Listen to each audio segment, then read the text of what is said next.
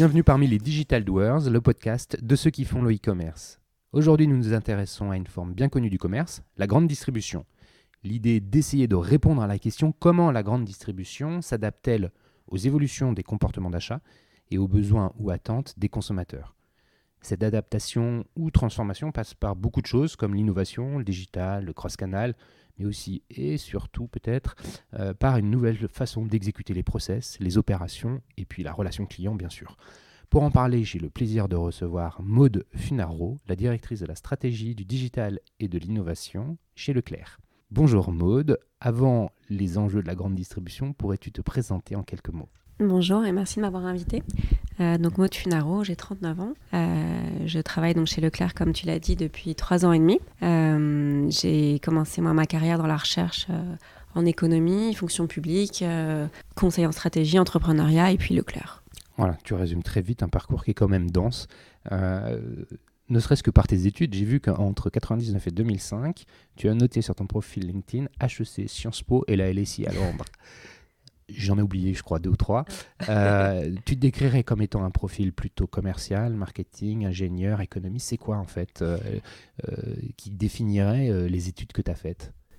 Un peu tout ça. Un peu tout ça. Moi, j'ai commencé par HEC parce que voilà, on fait ses choix un peu jeune et puis ensuite j'ai découvert l'économie à Sciences Po et donc je suis partie dans cette voie et le reste n'est qu'une suite logique. Enfin, j'ai fait l'ENSAE parce que j'avais pas le niveau en maths de mes camarades ingénieurs etc.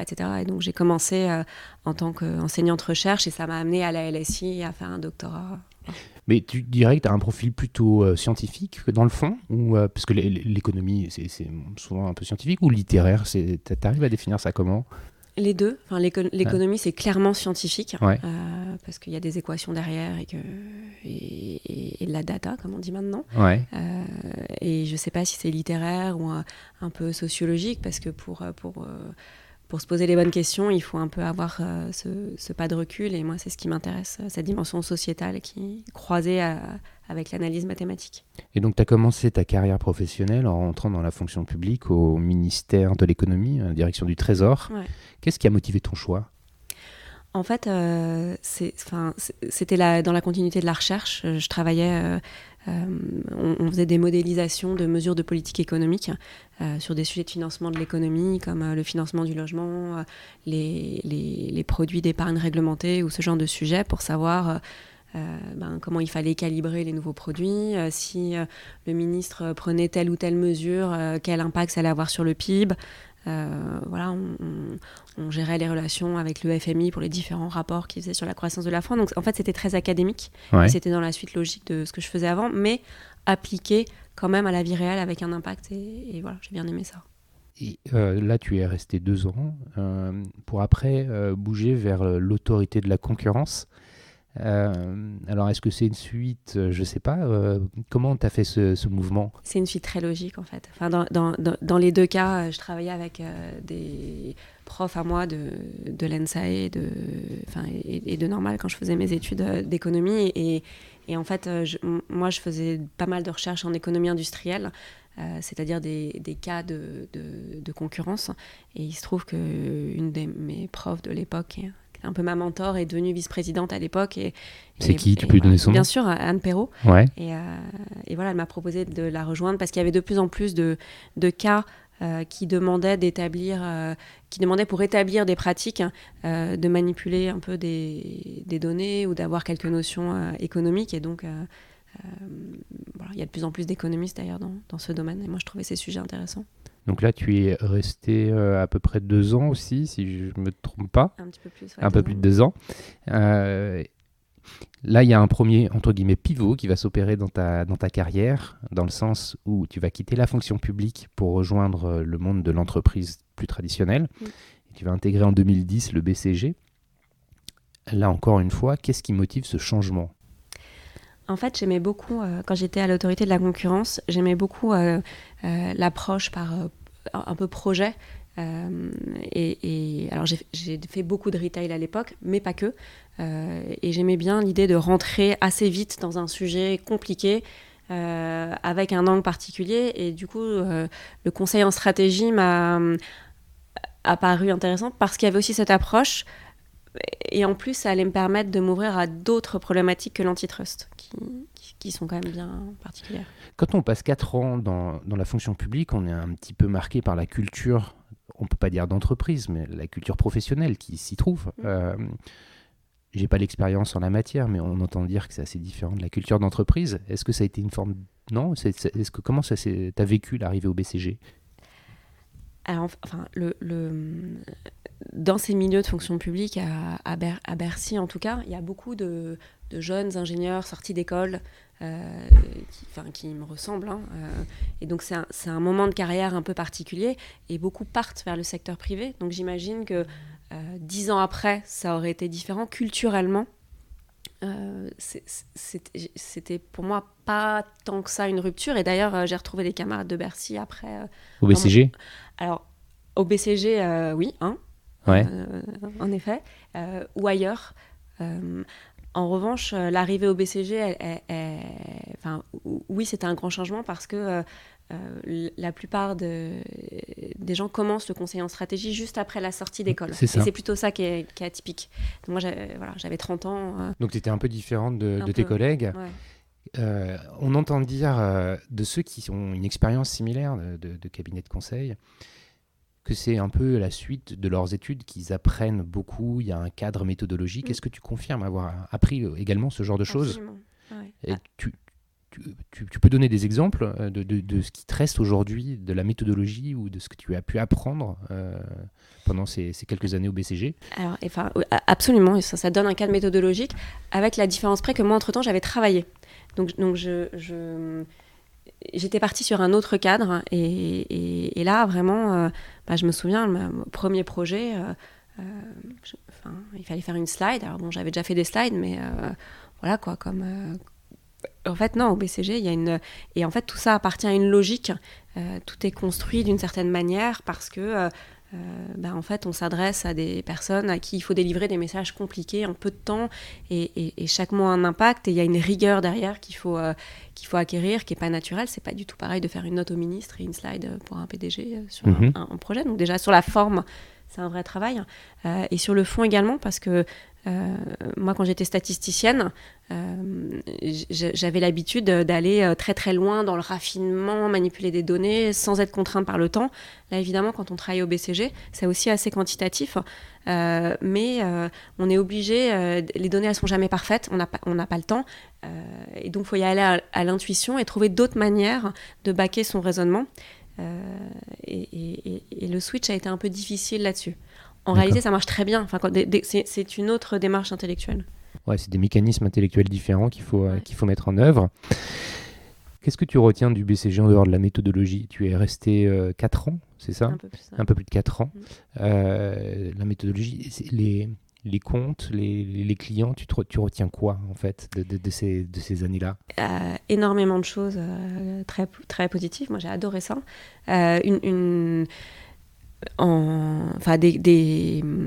Je retiens plein de choses. Des clients divers. Moi, j'ai eu la chance de travailler pas mal dans la practice consumer retail luxe, donc avec des clients plutôt petits, et donc quand ils achetaient une mission BCG, très impliqués. Et donc, de part et d'autre, il y avait beaucoup d'échanges dans la réalisation de la mission, c'est ça? Énormément, à haut niveau, dans le suivi, on tisse des liens, on s'implique. Donc c'est à la fois intense et satisfaisant. On rentre vraiment dans la mécanique, et c'est aussi ce qui m'a donné la suite, évidemment. Bah oui, parce que la suite, c'était ça. Tu as compris comment au BCG, les aspects stratégiques du fonctionnement d'une entreprise. Et puis en 2014, tu sautes le pas, en fait. Tu rentres... et c'est important que tu nous aies dit, en fait, avant de parler de Madame M, puisque Madame M, on ne peut pas dire que ce soit tout à fait du low cost. Finalement, les comptes pour lesquels tu as travaillé ont dû te donner le goût de cet univers-là. Comment tu décrirais justement Madame M? Alors, c'est un projet un peu atypique. En fait, c'est un bout des Lojabi, cette histoire. Et donc, il y avait cette usine historique, et puis une dizaine de personnes à Paris, et un investisseur particulier qui a entendu parler de cette aventure qui, encore une fois, 2 ans après le dépôt de bilan des Lojabi, était en difficulté et a eu envie de les sauver quelque part. Mais c'était pas son métier et donc il cherchait quelqu'un pour faire ça. Donc il y a une idée de social business derrière ça, qui est un peu particulière parce que il y avait une 40aine de personnes sur du Made in France, sur un secteur qui est quand même pas très florissant. Donc tu peux décrire la marque en fait pour ceux qui ne connaissent pas? Le Jabi? Non, ouais, c'est le Jabi en fait. Quand on dit Madame M, c'est le Jabi. En fait, quand les Le Jabi ont déposé le bilan en 2012, il y a plusieurs projets qui sont nés. Donc il y a Maison Le Jabi, la marque qui existe encore aujourd'hui. Bien sûr. Il y a ce qu'on appelait les atelières, c'est-à-dire des couturières qui se sont organisées en coopérative pour produire pour autrui. Et puis il y avait un troisième bout avec un bout de marque qui s'appelait Monette, qui s'est lancé en reprenant encore un bout de l'usine, et puis qui en 2014 a déposé le bilan. Et donc c'est cet actif-là qui a été repris par un investisseur. D'accord. Avec l'idée de sauver cette usine. Et donc la création de cette marque. Et donc moi quand je suis arrivée, il y avait un début de positionnement, d'idées. Il y avait des produits qui n'étaient pas encore tout à fait au point, mais avec déjà une très jolie idée. Donc les sous-vêtements pour femmes. Voilà, et des personnes. Et donc on s'est dit, l'idée c'était de se dire, on va relancer une marque avec tout ça, parce qu'il y a des débuts très intéressants, donc il faut rationaliser la collection, aller la vendre, mais il faut surtout relancer l'usine. Et l'idée c'était de se dire que cette usine, il fallait qu'elle fasse de la sous-traitance. Parce que Attends, tu vas nous raconter ça plus en détail. Mais passer du BCG où tu es dans une forme de bulle, c'est-à-dire que tu es éloigné des opérations, du concret, de l'exécution du business, c'est lié à un cabinet de conseil. Comment faut comprendre ce passage du BCG à une aventure entrepreneuriale qui est tout sauf confortable a priori, puisque c'est redresser une entreprise, une PME, avec peut-être peu de moyens, tu nous le diras. Qu'est-ce qui a fait cette bascule chez toi? Qu'est-ce qui t'a, en dehors du fait que tu avais envie que ce soit plus concret, parce que tu aurais pu trouver un poste dans une autre entreprise qui apportait une forme de sécurité parce qu'elle était établie, que ça fonctionnait bien, et puis que tu venais là pour gérer l'exécution des opérations. Là, en venant prendre la tête de cette marque, de cette entreprise, de cette PME, tu te mets clairement en danger, tu sors de ta zone de confort. Pourquoi? C'est quoi le moteur? Qu'est-ce qui t'a motivé à aller par là? Déjà, moi j'aime bien sortir de ma zone de confort de manière générale. C'est quand même ce qui me motive. Et puis, je pense que c'est finalement assez classique pour un consultant. On voit bien que, alors ok, c'est pas si facile de construire une stratégie, un plan, c'est pas ça que je dis, mais on voit bien qu'une fois qu'on l'a fait et que c'est partagé, il y a encore une complexité très forte à la mettre en œuvre. Et en fait, je pense que c'est important à un moment de sa carrière de se frotter à ça, parce que ça permet de rester humble déjà, et puis ça permet de progresser. Il faut absolument être des deux côtés. Donc moi j'avais ce besoin-là. Je comprends que tu veuilles passer du côté opérationnel, mais pourquoi tu as choisi ce projet-là? Après, c'est la vie, les opportunités qui arrivent. L'investisseur t'a convaincu, c'est ça? Ouais. Alors c'était un peu fou comme truc. Mais, ouais, mais en même temps, je me suis dit, mais qu'est-ce que j'ai à perdre? Et puis j'étais évidemment pas toute seule. Il y avait une équipe très solide en place. Donc moi, j'ai appris d'eux. Donc quand tu es arrivé là, à la tête de cette entreprise, qu'est-ce que tu as trouvé? Qu'est-ce que tu as fait tout de suite? Tu as commencé à nous répondre un peu, d'une usine qui avait... En fait, il fallait structurer tout ça. Donc il fallait...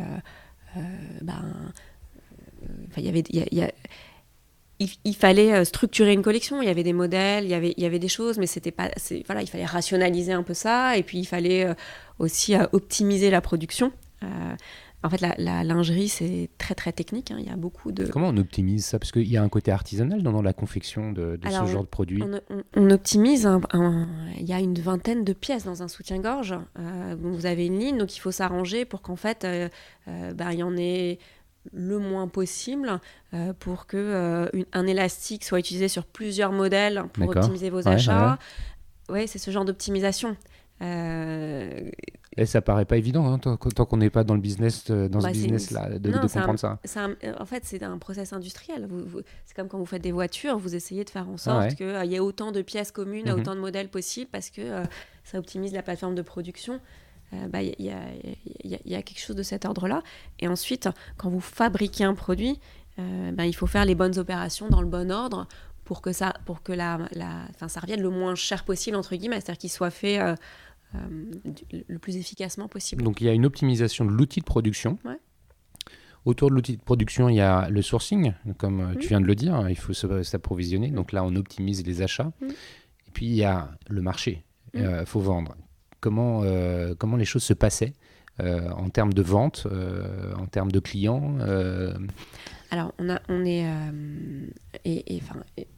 on va se dire tout de suite, je pense que c'était là la mission impossible.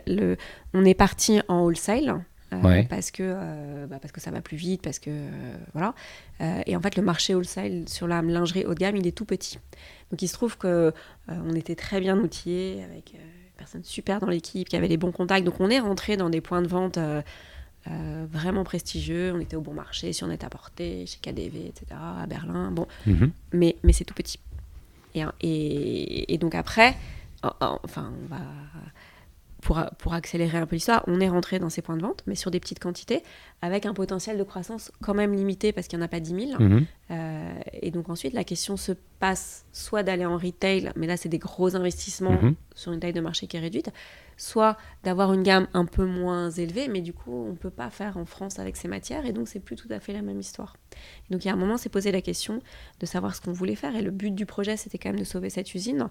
Et donc, on a mis l'accent sur le développement de la sous-traitance. D'accord. Mais le lancement de la marque a permis d'amorcer ça. Parce que ça amorce la pompe. Et donc, ça permet de se faire la main sur ces process, de voir quelle machine on achète, etc. Donc la sous-traitance est réalisée pour le compte de tiers des produits en respectant un cahier des charges. Ouais. Très bien. Tu es resté 2 ans, quelque chose comme ça. Et en 2016, comme tu l'as dit dans ta présentation, en énoncé, tu as rejoint le groupe Leclerc.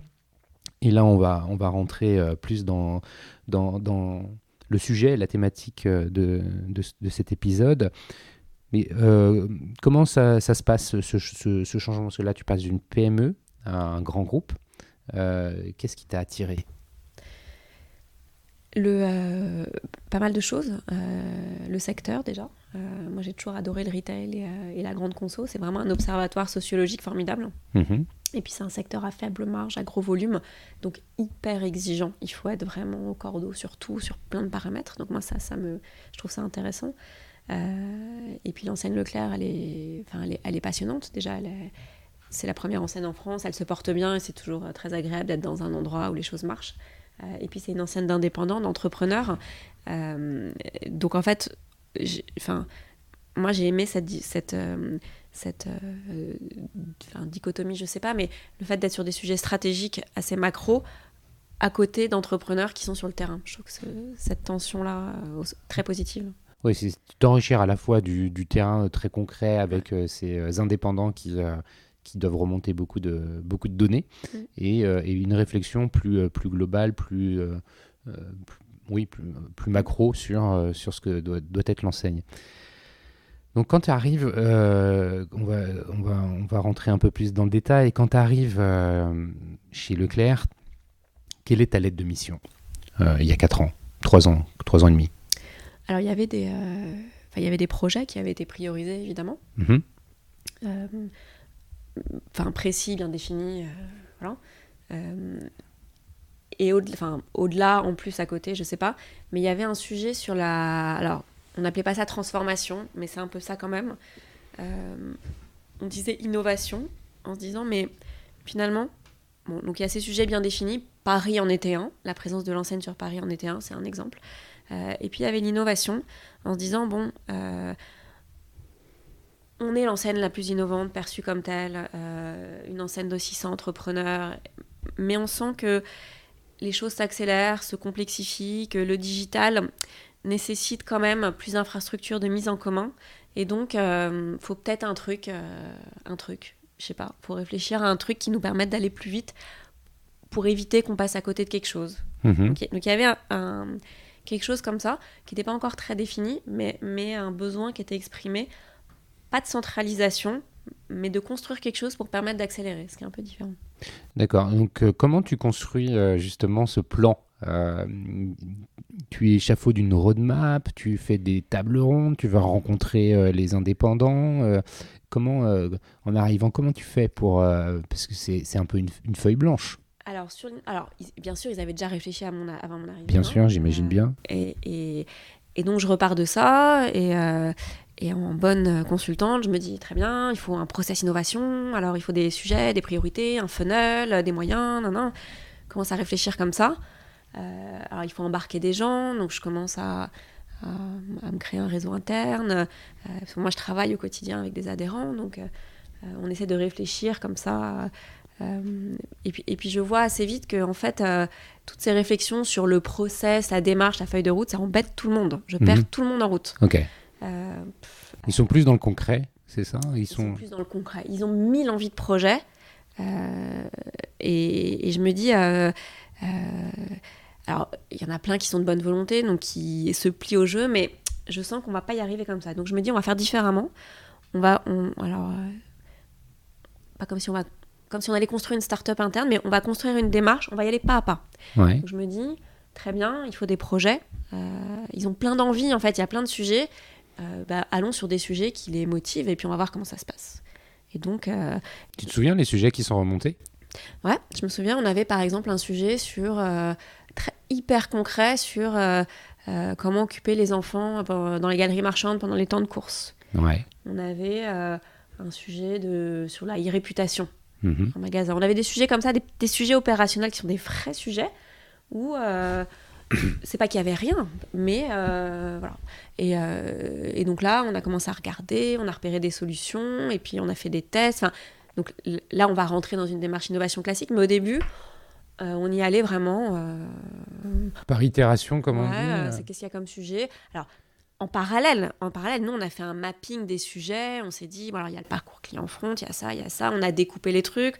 Et on a quand même fait des ateliers. On leur a dit, là, où est-ce qu'il y a des sujets et puis en même temps, on a essayé de trouver des solutions pour mettre en face. Mais au début, si je devais résumer, l'idée, c'était de se dire, on va répondre à des besoins qu'on a de manière ponctuelle, et puis on va voir comment on s'y prend et puis ce que ça donne. Avec une forme de pragmatisme de terrain. Très pragmatique, très peu de moyens. Voilà, on était 2.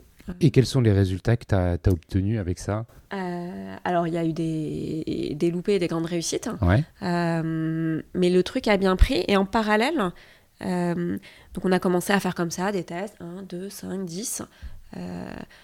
Et puis assez vite, on s'est dit, maintenant, il faut à la fois qu'on passe à l'échelle sur cela, et puis en fait, il y a plein d'autres trucs qui se font. Et tu peux nous donner des exemples concrets de... Par exemple, sur les enfants, Ouais. on a travaillé avec Kili Kids, qui est une start-up qui fait des aires de jeux digital pour les enfants. Oui. Voilà, on les a repérés assez tôt dans leur... Donc voilà, on a installé ça dans des magasins. Donc un échantillon d'abord, test, c'est ça? Et puis après... ils sont venus, très classiques, ils sont venus pitcher, on les a rencontrés. Après, c'est typiquement une relation avec une start-up où on achète une prestation, en fait. Mhm. Donc ça, c'est assez simple. Voilà. On travaille aussi avec Critizer, c'est une solution de gestion de la e-réputation. On a testé sur quelques magasins, puis sur une centrale régionale. Et en fait, l'enjeu pour nous, pour monter en échelle sur une solution comme ça, Ouais. ça a été d'embarquer les équipes métiers, puisqu'évidemment, il y a des équipes relations clients dont c'est le métier. Ouais. Donc une fois qu'on a trouvé cette start-up, qu'on a testé dans 2-3 magasins, même dès le début, l'enjeu, c'est d'aller vérifier que c'est bien un sujet pour eux aussi au niveau national, que ça fait, qu'ils sont bien intéressés potentiellement par une solution comme ça. Et voilà. Et il y a un moment où ils prennent la main et le truc se déploie.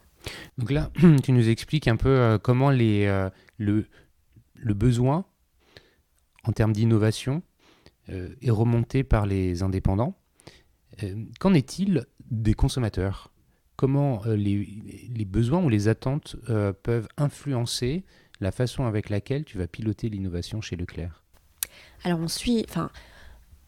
on est en veille permanente, nous, de tout ça, et pas que dans mon équipe. Évidemment, dans toutes les équipes, on est en écoute permanente, à la fois au siège avec les outils dont on peut disposer, mais évidemment, les adhérents dans leur magasin, ils savent très bien. Donc, les attentes, on les connaît. On sait que les gens, ils n'aiment pas attendre, qu'ils veulent un processus plus fluide, etc., etc. La question, c'est comment on les adresse, parce qu'en fait, il n'y a jamais une solution miracle pour tous les cas d'usage possibles, et comment on priorise ça. En fait, on est dans un monde un peu très vivant, donc il n'y a pas de process de remontée des besoins très très structuré. Et donc, un des trucs qu'on a fait très tôt, on s'est dit, si on veut industrialiser ça, il faut qu'on sorte de la relation 1 à 1, où on parle à un adhérent, puis à une équipe, et puis à une start-up, parce que sinon, c'est très lourd. Et donc, assez vite, on s'est dit, il faut qu'on s'outille, il faut qu'on mette de l'horizontalité dans tout ça. Donc, on a fait 2 choses. Donc, nous, on s'est construit des représentants, quelque part. Donc, on a été dans chaque centrale, chaque équipe, et on a demandé à des gens s'ils ne voulaient pas être notre référent innovation, porter cette bonne parole, pour pouvoir démultiplier ça. D'accord. Et puis après, on s'est dit, et du coup, cette communauté, on va l'animer. Donc, on va mettre du contenu, on va leur dire des trucs, on va leur proposer des tests, on va les réunir, etc., etc. Donc, ça, c'est beaucoup d'efforts internes.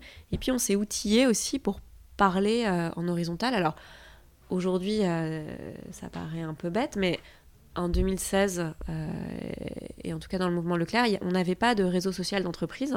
Et on a été un des bêta-testeurs de Workplace by Facebook en France. D'accord. Voilà. Parce qu'il nous fallait une solution qui sorte du bilatéral. Donc ça, c'est quelque chose que tu mets en place rapidement, très vite. Ouais, très vite. Ça a été... comment ça a été... compliqué. Mais je trouve ça intéressant. Enfin, pour moi, c'est un vrai exemple de changement, ça. Enfin, Ouais. Ça a été compliqué parce que déjà, c'est un outil en plus et tout le monde a plein d'outils, on n'a pas le temps, c'est quoi l'utilité, etc. Donc au début, on est en push sur ces sujets-là, forcément. Et en fait, ce que je trouve très intéressant, c'est que peu à peu, les uns et les autres s'approprient l'outil. Donc au début, on parle d'innovation, on va parler de nos startups, de ce qu'on fait, c'est super, on met de l'actualité. Et puis, peu à peu, il y a des gens qui vont se dire, mais en fait, ce truc, ça va me servir pour mes besoins à moi. Ça peut être, je sais pas moi, des gestionnaires de centres auto Leclerc qui se créent un groupe pour se parler de leurs besoins, de leur marché. Là, tu as évoqué un mot qui est clé, hein, le changement, la conduite du changement quand on innove. C'est le changement est inhérent à ça. Avant qu'on commence l'enregistrement, tu parlais justement qu'effectivement, c'était cette conduite du changement, quelque chose qui a été important pour toi. Le cas de Workplace by Facebook, ça doit illustrer tout à fait ça. Est-ce que c'est aussi parce que c'est un réseau d'indépendants et que quand on doit animer un réseau d'indépendants, finalement, ça rend le challenge peut-être plus saillant parce que c'est justement des indépendants et ils ont une forme de liberté dans la façon avec laquelle ils vont pouvoir exécuter leur business dans leur centre Leclerc. Mais complètement. Je dirais que ça le rend plus vivant parce que c'est des entrepreneurs, donc déjà ils sont en mouvement. Alors je dis pas que les salariés sont pas en mouvement, mais ils sont obligés d'être en mouvement puisqu'ils perçoivent c'est leur entreprise, il faut qu'ils innovent. Donc ils ont c'est dans leur ADN. Après, évidemment, il y a des changements qui sont plus compliqués que d'autres. On est tous comme ça, donc il faut trouver une bonne dialectique et surtout il faut savoir accepter qu'il n'y a jamais 100% des choses qui sont appliquées dans 100% des magasins. Voilà, c'est comme ça, c'est pas grave. Non. À partir du moment où ceux qui l'adoptent l'utilisent bien, quoi. Hein, l'innovation, c'est sûr que c'est important. Je reviens quand même sur la question, enfin le point qu'on a abordé tout à l'heure, qui est celui du consommateur. Et puis en fonction de ma question, tu répondras aussi sur pour compléter ce que tu as déjà dit. Mais on observe, alors moi à mon échelle, le consommateur de la grande distribution, je perçois que j'ai moi-même des changements dans mes comportements d'achat, dans mes attentes. Et puis quand on lit un peu de littérature sur le sujet, on s'en aperçoit bien. On parle de termes comme l'omnicanalité ou le cross-canal.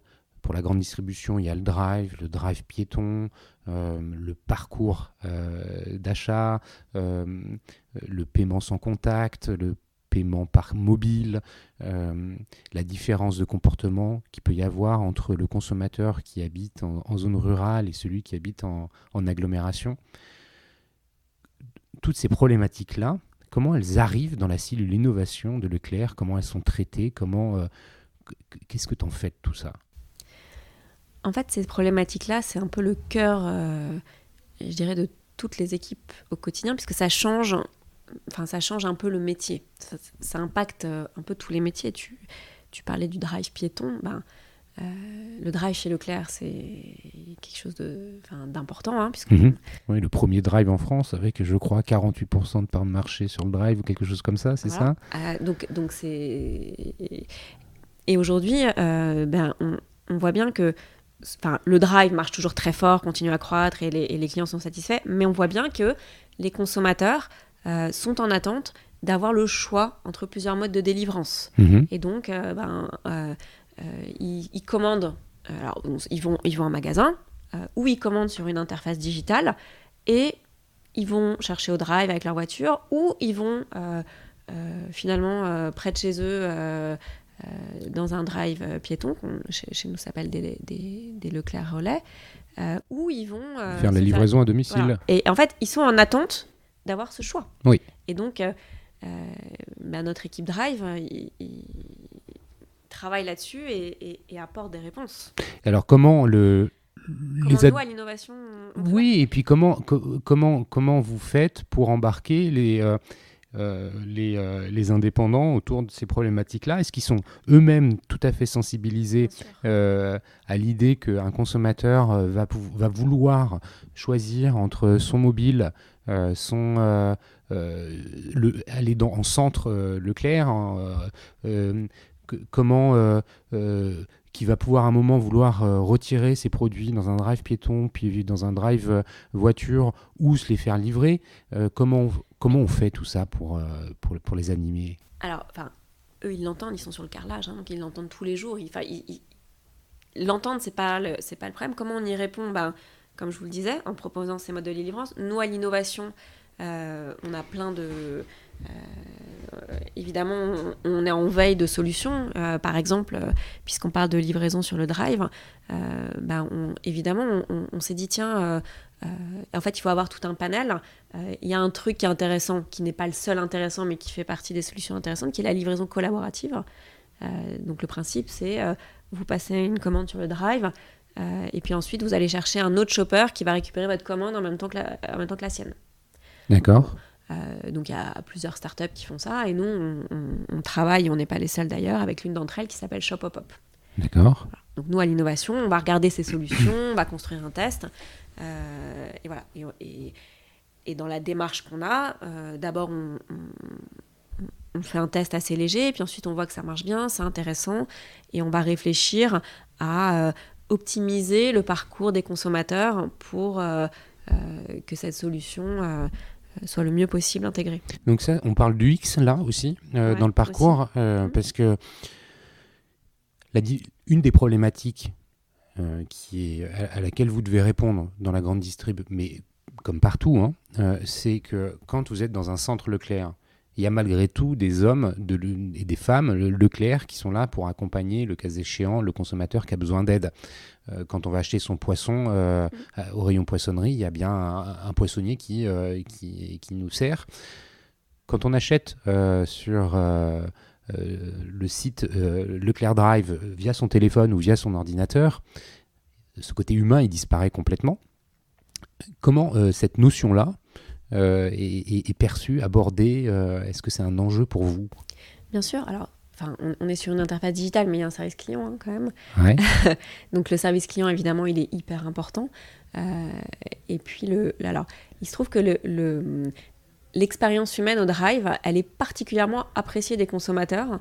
Et moi, je trouve ce point intéressant parce qu'on a ce qu'on appelle une signature relationnelle. Vous arrivez au drive, vous vous signalez, mais il y a une personne qui vient vous mettre les courses dans le coffre et donc qui va vous saluer, vous montrer les fruits. On a vraiment l'impression qu'ils nous rendent un service. Bah ouais. Donc en fait, je pense qu'il faut. C'est pas parce qu'il y a une interface digitale qu'il n'y a pas de relation humaine derrière. C'est deux choses différentes. C'est à un moment du parcours, on choisit de passer par un écran.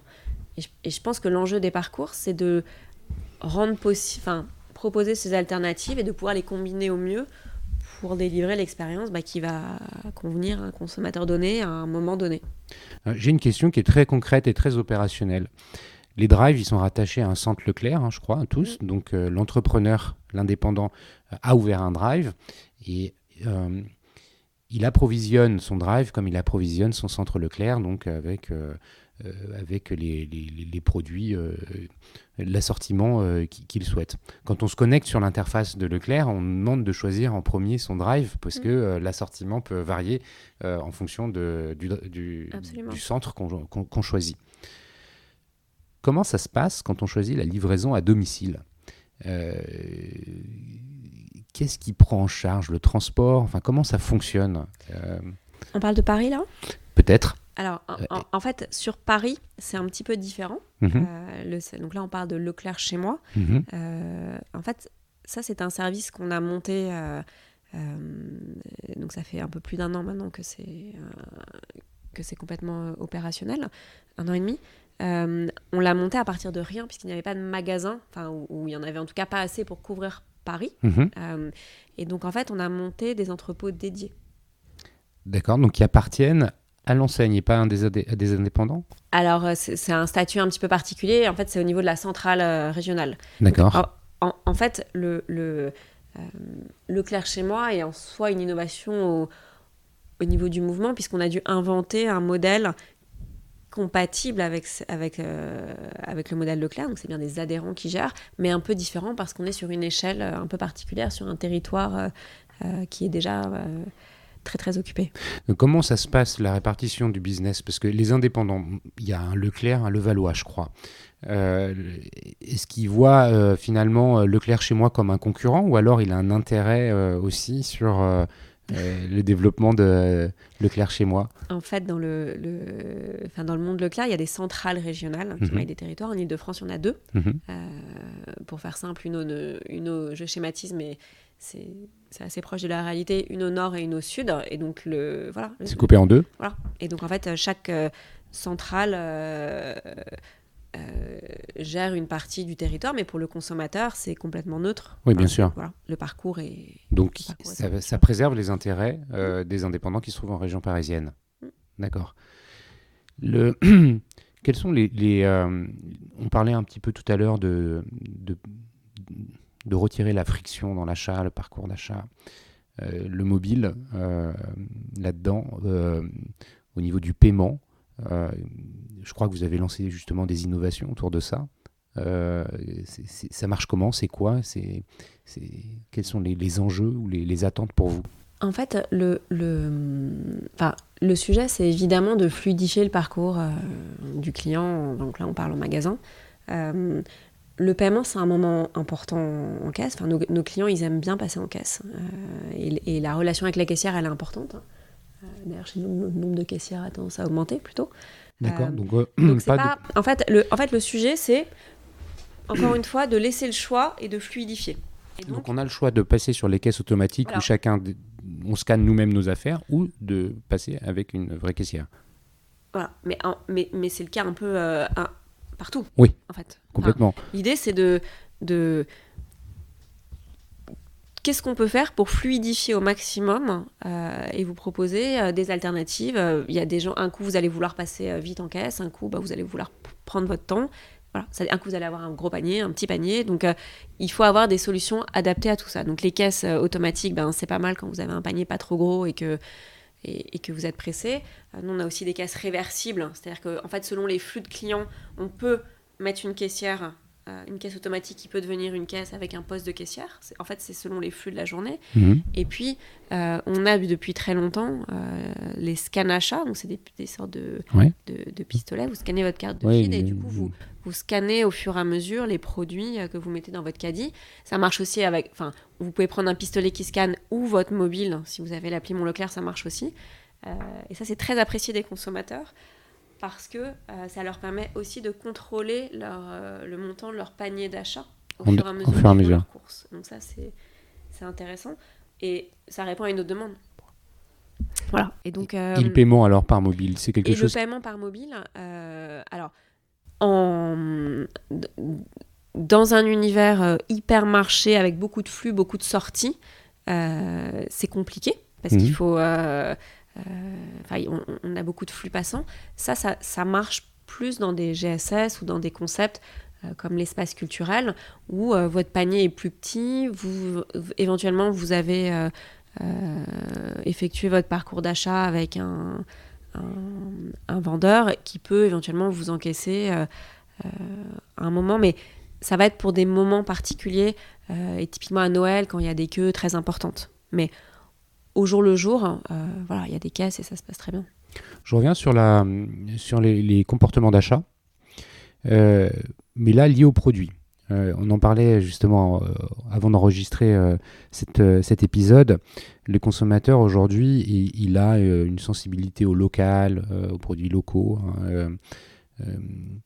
On voit aussi avec l'émergence d'applications comme Yuka que la composition des produits, c'est quelque chose qui compte. Donc on voit bien en fait, avec toujours le mobile, avec des applications comme Yuka, qui est une forme d'innovation quelque part, qu'elle vient un peu challenger les distributeurs comme Leclerc, puisque il y a une forme de contrôle qui est redonnée un peu aux consommateurs qui voient tout de suite comment le produit, de quoi il est composé, est-ce qu'il est théoriquement bon ou moins bon pour la santé. Comment ça se passe chez Leclerc, ces sujets-là de conscience, de consommation de produits plus naturels? Alors ces sujets, ils sont au cœur de nos préoccupations, évidemment. Le bien manger, c'est un thème super important. Il se passe, donc il y a toute une feuille de route là-dessus, avec qui déclinée en plein d'initiatives. Et je dirais qu'il y a un point sur... il y a les marques nationales d'une part, qui sont ce qu'elles sont, et là, on peut avoir des initiatives pour référencer les plus vertueuses, mettre en avant les plus vertueuses, etc. Donc, par exemple, en affichant le Nutri-Score ou des choses comme ça. Et puis, il y a nos marques de distributeurs. Donc là, c'est les produits que nous, on fabrique. Et évidemment, cette démarche d'amélioration, on se l'applique à nous-mêmes. Alors, le bio en fait partie, mettre plus de bio partout. Alors, je sais pas, je peux vous donner des exemples. Récemment, on a par exemple passé notre gamme d'alimentation pour enfants de moins de 3 ans du conventionnel au bio. On a enlevé les additifs, les colorants artificiels, des bonbons pour enfants. Voilà. Donc, on a cette démarche continue d'amélioration des produits qui va dans le sens du mieux manger. Évidemment, c'est essentiel à notre métier et c'est pleinement en ligne avec les attentes des consommateurs. Ça m'amène sur un peu la question de la fin qui est liée à tout ça. C'est justement cette notion de commerce et de préoccupation environnementale, écologique des consommateurs. Est-ce que c'est quelque chose qui... dans quelle mesure c'est quelque chose qui va vraiment, chez Leclerc, driver des décisions sur la façon dont on va organiser l'approvisionnement, le fonctionnement des magasins? Comment ça se passe? C'est hyper important. Ça fait plus de 20 ans qu'on a supprimé les sacs de caisse à usage unique chez Leclerc. Pionnier. Ouais, mais c'est hyper important. Enfin, on a on a encore une fois une roadmap structurée sur ces sujets-là parce qu'on a un rôle important. On est en train de déployer des machines de recyclage des bouteilles en plastique, on travaille sur le vrac, on travaille sur les emballages. Nous, au niveau de l'innovation, on est en veille permanente sur des emballages plus vertueux, etc. Les emballages, dans quelle mesure vous les maîtrisez, puisque ce sont vos fournisseurs qui vous apportent les emballages, les produits qui vous livrent, ils sont emballés, ou alors est-ce que c'est les produits que vous vendez, vous, Leclerc, typiquement pas suremballer un paquet de yaourt parce que ça fait de l'emballage en trop? Il y a nos MDD, évidemment. Mm-hmm. Et puis ensuite, il y a je vous parlais des sacs de caisse, mais ça fait partie du sujet. Et puis ensuite, il y a les emballages pour toutes les livraisons magasins, centrales, sur toute la supply chain. C'est aussi des sujets qu'il faut travailler, évidemment. Et donc en ça, parce qu'il y a donc des hubs logistiques, les centrales d'achat, c'est là où tout arrive pour une région et qui est redispatché ensuite dans les centres Leclerc des adhérents. Ça veut dire que même à ce niveau-là, dans les centrales, il y a au moins une veille pour voir comment on peut améliorer un certain nombre de choses. Alors après, chaque magasin est indépendant. Indépendant, mais moi, j'ai vu des magasins qui avaient à l'arrière du magasin des machines pour compacter, trier, revaloriser les déchets. Enfin, de toute façon, ça fait partie des...